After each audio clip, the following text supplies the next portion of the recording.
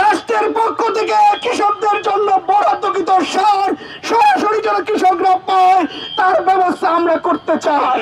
আমাদের নারীদের জন্য, আমাদের বোনদের জন্য নিরাপদ ঠাকুরগাঁ গড়ে তুলতে চাই।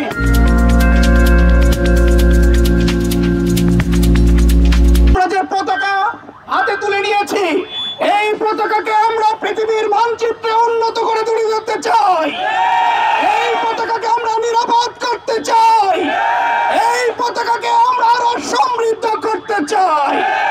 আগামী দিনে আমাদের এই প্রিয় মাতৃভূমি এবং আমাদের ঠাকুরগাঁকে আমরা দুর্নীতি মুক্ত করতে চাই, সন্ত্রাস মুক্ত করতে চাই, চাঁদাবাজ মুক্ত করতে চাই, উন্নত এবং সমৃদ্ধ নিরাপদ ঠাকুরগাঁ করতে চাই। এই ক্ষেত্রে ঠাকুরগাঁর আপামর জনতার আমরা সহযোগিতা চাই। আগামী দিনে যদি আমরা দুর্নীতি মুক্ত বাংলাদেশ করতে পারি, আগামী দিনে যদি আমরা সন্ত্রাস মুক্ত বাংলাদেশ করতে পারি, তাহলে অবশ্যই এই ঠাকুরগাঁও বাংলাদেশের মানচিত্রে একটি উন্নত ঠাকুরগাঁয়ে পরিণত হবে। আমাদের এই প্রিয় মাতৃভূমি বাংলাদেশ পৃথিবীর মানচিত্রে একটি উন্নত বাংলাদেশে পরিণত হবে ইনশাআল্লাহ। সম্মানিত ভাইরা আমার, তাই আসুন আজকে ঠাকুরগাঁর যে সমস্যাগুলো রয়েছে, আমরা ঠাকুরগাঁর জন্য কাজ করতে চাই। আমাদের ঠাকুরগাঁ আমরা হাসপাতাল, মেডিকেল কলেজ হাসপাতাল চাই। আমাদের ঠাকুরগাঁ বন্ধ হয়ে যাওয়া বিমানবন্দর চালু করতে চাই। এই ঠাকুরগাঁ আমরা বিজেপি চাই। এই ঠাকুরগাঁ আমরা বিশ্ববিদ্যালয় চাই। সার থেকে বঞ্চিত হচ্ছে, বীজ থেকে বঞ্চিত হচ্ছে, সরকার থেকে বরাদ্দকৃত তাদের জন্য সারগুলো একটি সিন্ডিকেটের মধ্য দিয়ে তাদের কাছে পৌঁছাতে দেয় না।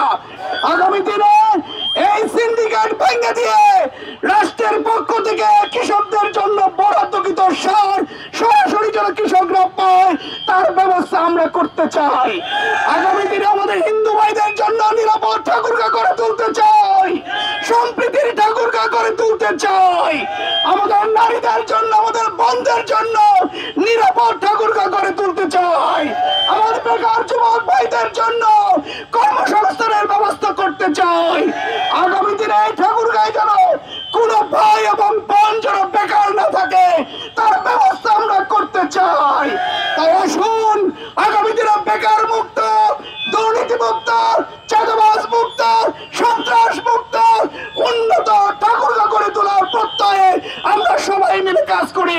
আমরা ঠাকুরগাঁর জন্য যা করতে চাই, এটা যদি আমরা করতে পারি, এলাকার মানুষ আমাদেরকে এমনি চিনে নেবে, আমাদেরকে ভোট দেবে ইনশাআল্লাহ।